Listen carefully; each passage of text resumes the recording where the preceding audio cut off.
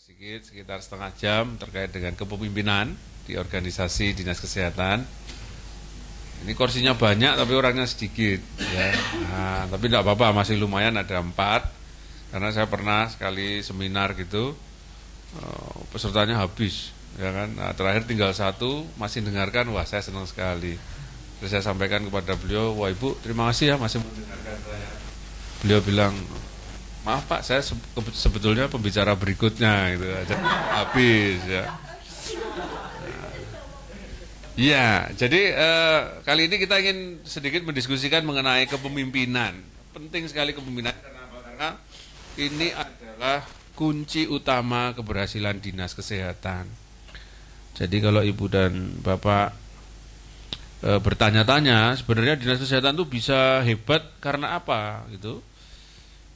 Saya ingin memastikan kepada ya.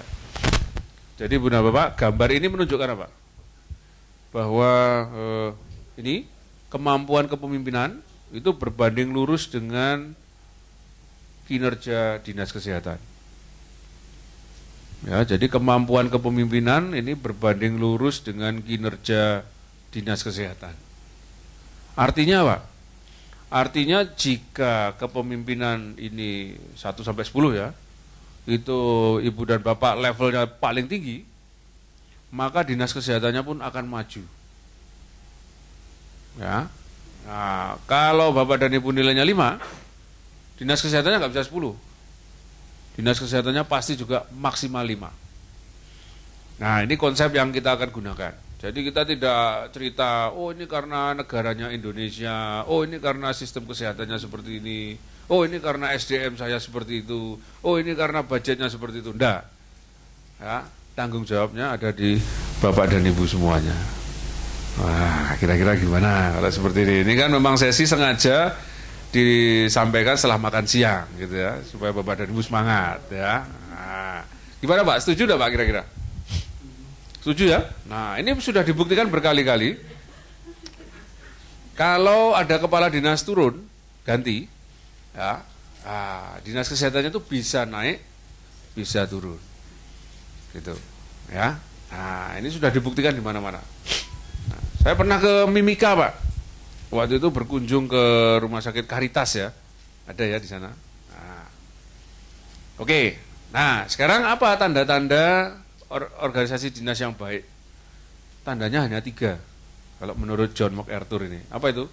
Oh ini cendera matanya saya geser dulu ya, nanti ini untuk door prize Pak ya, ini ya. Loh, ini tangannya siapa ini? Ya, jadi ini ada kaget. Jadi yang pertama tanda Dinas Kesehatan yang baik itu ada ketertiban, order, disiplin, ya, tata aturan yang dilaksanakan, bukan tata aturan yang didiamkan, ya, tata aturan yang dilaksanakan. Kemudian ada hasil, ada result. Hasil apa? Hasil yang terkait dengan semua program-program yang sudah dicanangkan di Dinas Kesehatan.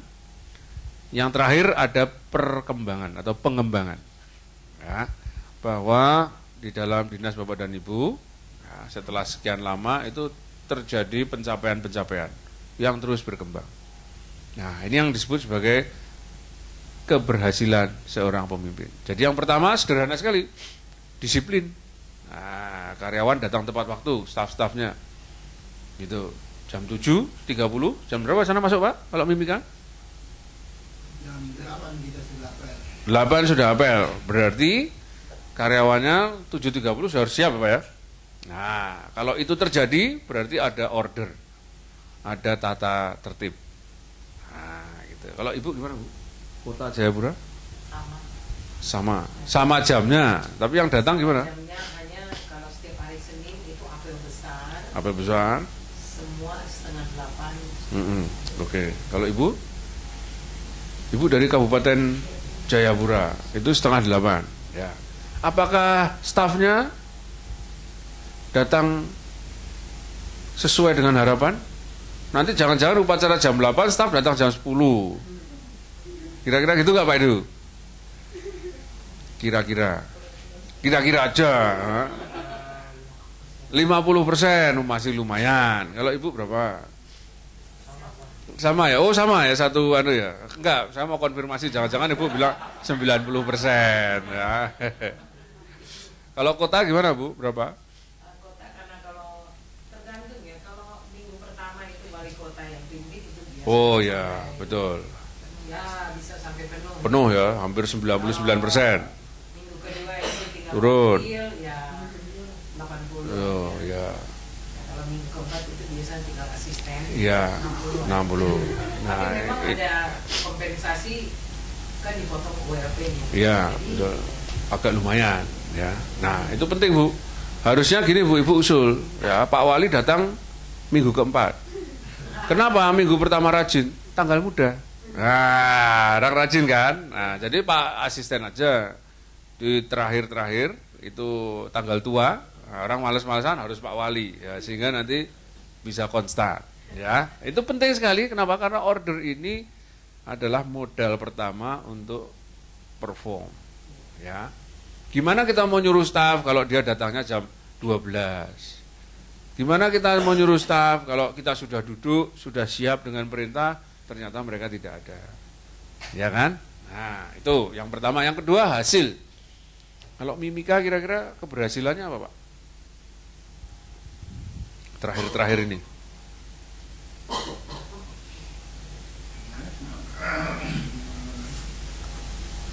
Keberhasilannya ya manajemen yang bagus aja. Kalau manajemen yang tidak bagus ya. Nah, Kemudian insentifnya juga kalau mau bagus. insentif bagus pasti bagus nih ya. Juga ya. Kalau menurut Bapak Semua seperti tadi. ya, Dan juga kadang ya tempuh. jarak tempuh. Kayak itu kalau nggak pakai curah hujan, Iya. membuat transportasi. Ya. Faktor alam Pak ya. Belum lagi faktor orang. Berkelahi dengan istri, wah agak lama sedikit masuknya gitu ya. Nah, tapi kalau dari hasil gimana Pak? Hasil kira-kira apakah semua target-targetnya tercapai? 50-50 ya. Nah, lumayan Pak, 50-50 ya. 50% tercapai, 50% kurang ya. Oke. Nah, kalau di kota gimana Bu?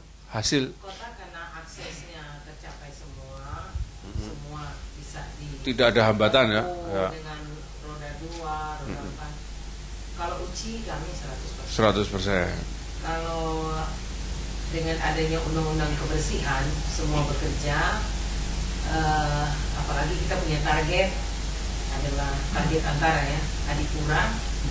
Jadi beberapa penyakit yang disebabkan oleh lingkungan turun. Jadi KRB diare udah nggak ada, demam berdarah. Nah, ini. Malaria kita dari ranking 2 turun ranking 6. Nah, terus kita buka pusat kesehatan reproduksi, berupaya untuk ya menekan angka HIV. Ya, Jadi ya. sudah mulai angka HIV/AIDS meningkat memang. Karena bongkahan esnya ini udah mulai terbongkar dan lebih banyak kita menyuruh banyak orang yang tetap memeriksa. Ya, sehingga yang positif jadi banyak ya. Kalau dulu positif ada tapi tidak terlaporkan gitu ya. Iya. Nah, itu termasuk contoh dari result. Ya, ini contoh dari result gitu. Nah, sekarang contoh dari development, pengembangan. Nah, selama Ibu ada di sana, kantor dinasnya tambah bersih, kemudian ruangannya bertambah. Kalau dulu hanya ada 1 rumah, sekarang jadi 2 rumah karena programnya makin banyak, budgetnya makin berkembang. Gitu gimana? Anggaran kita meningkat sekarang. Ya, Dan ya. tahun ini akan ada dihasilkan 2 UPTD. Jadi 1 laboratorium kesehatan lingkungan, Ya. termasuk semua pemeriksaan air, kemudian udara untuk menunjang untuk adipura lagi. Ya. Bukan adipura, tapi dampak dari adipura itu Ya. kan ke kesehatan. Ya. Jadi semua, tapi tergantung kita advokasi Betul, pemerintah sama betul. DPR. Kemudian UPTD untuk pusat kesehatan reproduksi. Jadi semua pemeriksaan HIV/AIDS semua nanti akan dapat Ya. Ya. ada 2 dan akhirnya saya tambah lagi ruangan ada kosong di sebelah.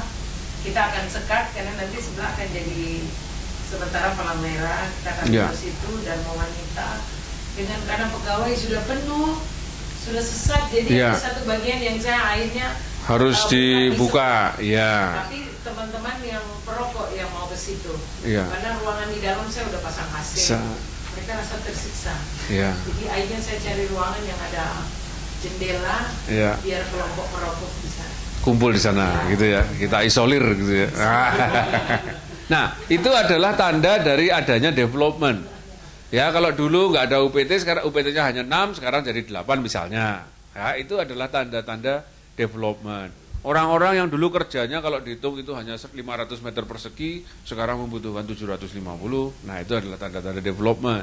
Kabupaten gitu juga nggak, Bu? Ya mirip-mirip lah ya, gitu.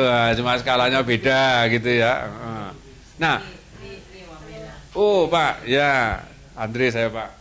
Ya, jadi tadi kita cerita Pak bahwa Dinas Kesehatan itu kemajuannya ya, itu sangat bergantung kepada pemimpinnya. Jadi kalau pemimpinnya hebat, Dinas Kesehatannya juga ikut hebat. Nah, sekarang tanda-tanda hebat itu ada 3. Ada tatanan, ketertiban, ada hasil, dan pengembangan. Tadi sudah didiskusikan Pak, tatanan itu kaitannya dengan tadi misalnya absen pegawai, ya, disiplinnya datang. Nah, itu kalau di Jogja Bu, dulu absen itu penting sekali sehingga harus pasang amano. Tapi kan banyak yang titip. Nah, terus akhirnya sekarang ya kira-kira 3-4 tahun yang lalu sudah pakai sidik jari. Nah, sidik jari masih juga diakali Bu. Dia pakai kayak itu Tensoplast, ya kan? Nah, silotip ditempel gini itu bisa diakali. Jadi dia nggak kebaca terus asal absen. Nah, akhirnya sekarang keluar yang baru Bu, dia bisa nyetrum. Nah, jadi kalau kita terlambat itu kita absen pasti kesetrum kita. Nah, nyetrumnya berapa lama? Tergantung terlambatnya. Gitu. Kalau sampai 10 menit ya 10 menit gitu. Gitu ya. Itu kenapa? Karena pentingnya disiplin. Ya, pentingnya disiplin sehingga diciptakan alat-alat itu. Nah, tapi kalau di tempat lain kok kita nggak lihat, ya. Mereka cukup asal Bapak atau Ibu Kepala Dinas sudah duduk atau berdiri di depan, wah, ini semuanya sudah berjalan dengan rapi. Seperti kapten kapal. Ya, kapten kapal itu tidak perlu pasang amano, ya, anak buahnya sudah tahu kapan dia harus datang. Gitu, ya. Nah, kemudian hasil, tadi menarik dari Ibu disampaikan bahwa pencapaian programnya bagus sekali. Tadi apa Bu? Angka malaria, ya. Kemudian HIV berhasil dibongkar, yang dulu under reporting sekarang sudah normatif. Nah, ini adalah hasil. Yang terakhir pengembangan. Ya, jadi di tempat beliau kantornya sudah makin luas, orangnya sudah harus disebar kemana-mana. Nah, ini bentuk dari pengembangan. Nah, jadi dari cerita ini kita menyingkirkan semua faktor. Ya, tadi faktor alam, faktor nasib, faktor uang, ya, untuk kemajuan Dinas Kesehatan. Ya, jadi kemajuan Dinas Kesehatan ini faktor utamanya adalah kemampuan leadership kepala dinas. Nah, ini penting ya. Nah, kita pakai konsep ini, gitu. Kita pakai konsep ini untuk tadi membantu Bapak dan Ibu mencoba mengembangkan kemampuan atau kapasitas kepemimpinan. Mungkin sampai sini ada pertanyaan Ibu Bapak?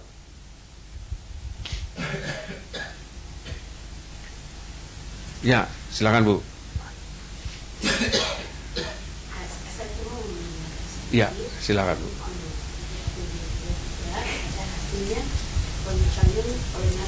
Meningkat, ya, itu indikator normatifnya, betul. Ya. Ya.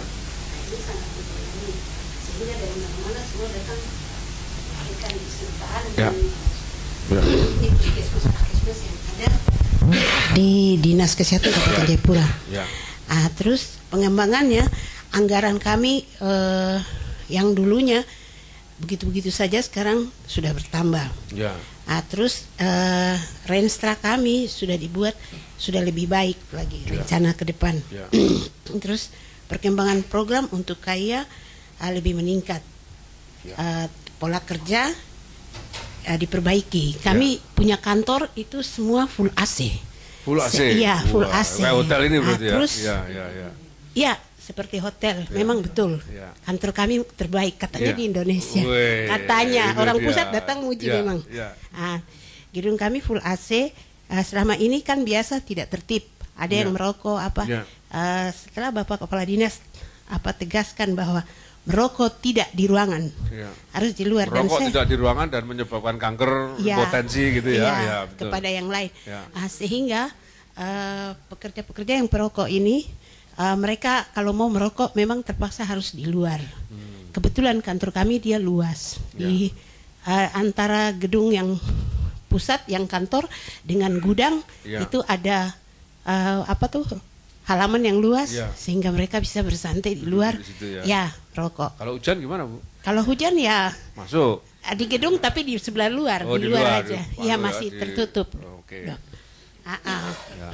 Terus kami meningkatkan insentif bagi Wah, daerah-daerah yang penting sulit. nih, insentif nih. Ya. Iya, karena di kami tidak semua bisa dijangkau oleh roda 2 dan roda 4. Ada Harus juga tanpa terpaksa roda ya, tanpa roda gitu ya. terbang, harus Ya. terbang.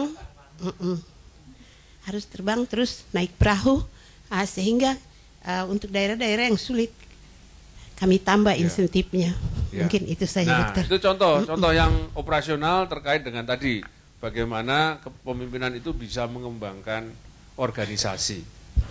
Ya, jadi itu terjadi karena Bapak dan Ibu kepala dinas.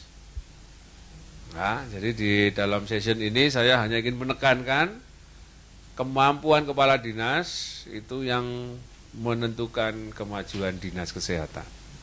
Ya, oke. Jadi ini cerita-ceritanya banyak, kita skip saja karena sudah sore. Nah, teamwork tadi ya. Nah, sekarang cerita sedikit mengenai kepemimpinan. Caranya bagaimana menjadi pemimpin yang baik. Nah, gitu. Kalau yang biasa dipakai Ibu dan Bapak, jadi Bapak Ibu pemimpin yang hebat itu minimal punya genetiknya. Nah, Andre Pak, saya Pak. Ya.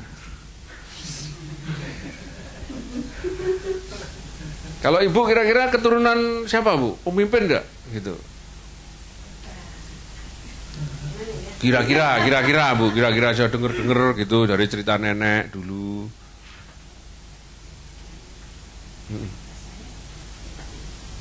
Nah, ada kepala PU. Sebelumnya kakek kepala suku. Nah, ya kan? Nah, ketahuan nih, berarti sudah modal 1, Bu, lumayan Bu, 1. Pak Edu gimana? Ada nggak nih gennya? Ada, ya Ibu. Bapak saya angkatan laut dan dia kapten Kok, nah, apalagi ya, sudah ketahuan Bapak. Kalau di Jogja sini telepon. Wah, ini ya kan? Nah, sudah pas, Bilang raja-raja. pas gini ya. Kalau Bapak? Tidak ada apa-apa, kepala keluar. Belum tentu, Pak. Karena kan cerita 3 generasi di atasnya gitu ya. Nah, oke, nggak apa-apa kalau Bapak. Kami tua. Nah, itu kan modal dasarnya. Jadi, Bapak dan Ibu di sini, kecuali beliau, ya, mungkin beliau juga nggak ngerti ya mungkin ya, karena di atasnya kan kita berapa generasi gitu, Pak ya. Ini modal yang penting adalah genetik. Ya. Nah, ya kan. Jadi kalau kita sudah punya modal itu, nah ini sudah satu kesempatan besar menjadi pemimpin yang hebat. Tapi kalau seperti beliau misalnya, waduh, saya kok nggak ada keturunan ya. Ini masih ada satu lagi, pelatihan. Ya, dilatih supaya menjadi pemimpin yang hebat. Nah, jadi itu bisa. Nah, kemudian yang terakhir caranya gimana? Kita membuat situasi ya, supaya bisa jadi pemimpin. Nah, atau bahasa politiknya itu kudeta, gitu ya. Nah, sehingga untuk jadi pemimpin itu caranya 3. Kita ini di sini nggak diajarkan kudeta, bukan. Jadi gimana Pak? Iya, betul. Kontingensi, Pak, itu ya. Jadi Bapak Ibu kalau punya gen bisa jadi pemimpin yang hebat, atau dilatih seperti ini bisa jadi pemimpin yang hebat, atau terus kalau nggak punya gen, nggak pernah dilatih ya tadi menciptakan kondisi supaya jadi pemimpin yang hebat. Nah, itu dia. Ya. Nah, tapi kualitas kepemimpinannya juga terbagi jadi 3. Ya, orang yang punya satu-satu ini ya pemimpin biasa gitu. Pemimpin tapi biasa. Nah, kalau yang 2 ini kombinasi dia. Dia punya 2 dari 3. Wah, itu agak lumayan. Ya, pemimpin yang luar biasa.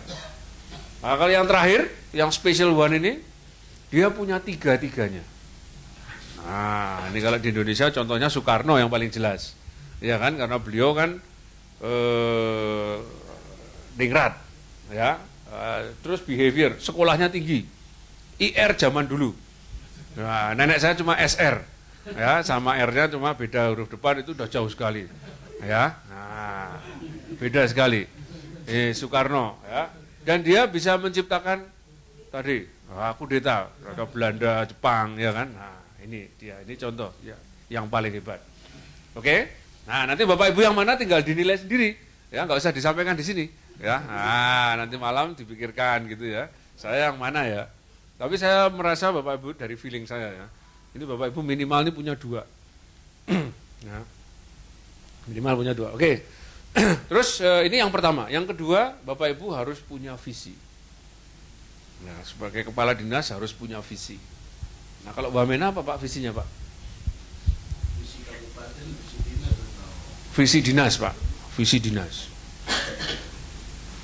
Ya, karena itu bahasa malaikat juga. Bahasa malaikat. Nah. Kalau kata sedemikian tinggi, tetapi paling kurang artinya semua masyarakat bisa mendapatkan pelayanan kesehatan. Bisa mendapatkan pelayanan kesehatan. Wah, bagus.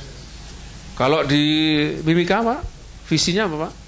Juga kalau yang visi ini kan kita masih ini ya, kalau di visi yang baru belum ya. Belum, yang lama aja, Pak, yang lama. Yang lama salah satu yang adalah mendapat pelayanan. Oke. Jadi itu kan diambil dari visi misinya Pak Bupati. Oke, diturunkan ya, diturunkan jadi. Oke. Ya. Kalau kota apa, Bu, visinya? Kami ingin menjadikan dinas kesehatan sebagai penggerak pembangunan menuju kota Jayapura menjadi kota sehat. Oke, penggerak pembangunan menuju kota sehat. Kalau kabupaten? Dinas kesehatan ingin apa tuh merencanakan masyarakat kabupaten Jayapura yang sehat menuju Jayapura baru. Wih, Jayapura baru. Yes. Wah, ini hebat-hebat nih. Tapi menurut Ibu dan Bapak sendiri, Pak Edu juga, Bapak kami tua ini juga ya. Itu visinya kira-kira menyemangati nggak? Tadi beliau sudah bagus sekali. Wah, itu bahasa-bahasa dewa. Nah, kalau bahasa dewa ini berarti sudah tidak mendarat. Ya, nah betul Pak, nggak apa-apa. Ini kan kita nggak siarkan kemana-mana untuk kita sendiri ya. Jadi gini Bapak dan Ibu, visi ini adalah sesuatu yang bisa mengubah rasio menjadi emosi. Sehingga sesuatu yang nampaknya tidak mungkin menjadi tadi kota sehat itu kok kayaknya nggak mungkin ya, bisa jadi mungkin. Dari impossible jadi possible, itu hebatnya visi. Bapak Ibu mau contoh sederhana sekali, saya kembali ke Bapak Soekarno tadi. Ya, Pak Soekarno itu visinya cuma sederhana Pak, merdeka. Hanya merdeka. Apa yang terjadi?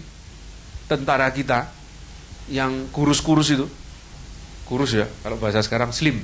Ya. Nah, yang kurus hanya bersenjatakan bambu runcing. Bambunya juga bukan bambu yang untuk lomba itu Bu, lurus, enggak, itu yang berkelok-kelok, kalau dilempar malah kena temennya, wong dia miring gini ya kan. Ya. Jumlah tentaranya sedikit, tidak terlatih, tapi bisa melawan Belanda, senjata lengkap, orangnya lebih sehat, makanannya keju, jumlahnya lebih banyak. Secara rasio, tidak mungkin tentara kita bisa menang. Ya, Tapi dengan visi merdeka, wah orang berkobar semuanya. Rasionya hilang jadi emosi. Melihat temannya ditembak, keluar darahnya, itu dia bukannya takut mati, malah ingin mati. Nah, sehingga tentara Belanda itu melihat ini yang saya hadapi bukan orang, katanya. Nah, sehingga peluru, bom itu bisa nggak meledak.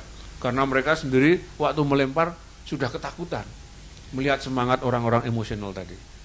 Nah, sama juga kalau kita mau jadikan kota Jayapura kota sehat, kok orang-orang bilang nggak mungkin itu gitu. Ya kan? Nah, tapi kalau visi tadi betul-betul ditanamkan kepada para follower, itu yakin pasti jadi. Ya, seperti dulu kan Indonesia gitu ya, Indonesia Sehat 2010 sudah tercapai? Oh sudah. Artinya apa itu? Di Indonesia yang sehat 2010 orang. Nah, gitu ya. Ya, itu dia. Nah, kemudian yang ketiga, ini penting nih. Cara mempengaruhi pengikut kita, staff, follower. Nah, gimana caranya? Waduh, kok jadi begini? Ya, ini caranya bagaimana? Yang pertama, Bapak Ibu harus punya kemampuan, ya, Bapak Ibu harus dipandang pinter. Nah, sehingga ikut pelatihan seperti ini sering-sering, ya kan? Tapi ya jangan terlalu sering, nanti terus nggak di sana, ya. Nah, ini akan meningkatkan tadi intelijensi dan itu akan membuat follower melihat Bapak dan Ibu sebagai orang yang layak untuk dijadikan pemimpin. Yang kedua, kredibel. Kredibel ini Bapak dan Ibu gampang sekali bahwa kita dipandang sebagai panutan yang disiplin dan bersih. Ya, nah, itu kredibilitas. Nah, kemudian yang ketiga, humanity. Kita melihat follower kita itu sebagai orang, bukan robot. Ya, jadi kalau dia datang bilang, Ibu Kepala Dinas, Pak Kepala Dinas, mohon maaf ini, saya hari ini nggak bisa masuk. Ya, karena harus melayat, oke, nggak apa-apa. Ya, tapi kalau terus 1 bulan kok melayat terus, ya kita perlu tegur, ya toh. Kita bilang, negurnya bukan terus dimarah, gitu, terus dihukum, diupacara, enggak. Kita bilang aja, ini Bapak sekarang di kampung tinggal sendirian ya. Loh kenapa Pak? Kan ini sudah ngelayat 30 kali, berarti 1 RT sudah mati semua, gitu ya. Nah, itu nanti dia tersindir sendiri. Dan dia akan berpikir gitu, berpikir ya. Tidak perlu dengan fisik. Ya, tidak perlu dengan ancaman karena follower kalau diancam dia bisa membalik nanti. Ya, nah, cukup dengan kata-kata sederhana, wah dia sudah akan berpikir sampai di rumah dan besok janji tidak akan layat, padahal tetangganya meninggal beneran gitu ya. Itu. Nah, itu kita suruh layat aja, enggak apa-apa. Nah, disiplin. Nah, ini tadi contohnya Indonesia ini kebanyakan follower kita, pengikut kita, staf kita itu belajar dari ibu dan bapak semuanya. Perilaku ibu dan bapak lah yang dicontoh oleh mereka. Ya, jadi kalau kita bilang gerakan disiplin, datang jam 8, tapi ibu dan bapak datang jam 10, nah mereka akan datang jam 9.30. Gitu. Ya, enggak mungkin kita mengajarkan disiplin tanpa jadi contoh. Ya, kita tidak akan dipandang atau diikuti ya, kalau kita tidak mempraktekkan apa yang kita minta kepada mereka. Nah, terus yang berikutnya idealisme. Wah, Ibu dan Bapak, ini dinas itu kan organisasi yang kompleks, ya, bermacam-macam masalahnya.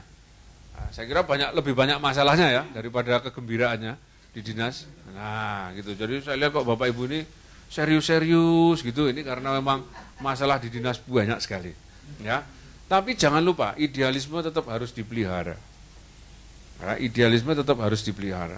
Kenapa? Karena inilah yang akan membedakan Bapak dan Ibu dengan pengikut. Kalau Bapak dan Ibu pemimpin sudah tidak punya idealisme, ya, sudah tidak punya mimpi ke depan, nah itu berarti Bapak Ibu sudah waktunya untuk mundur. Ya. Nah, ini sekali saya ingatkan lagi, Bapak dan Ibu kalau jadi kepala dinas, kalau sudah diangkat, berikutnya diapakan? Nah, diturunkan. Udah nggak ada yang lain.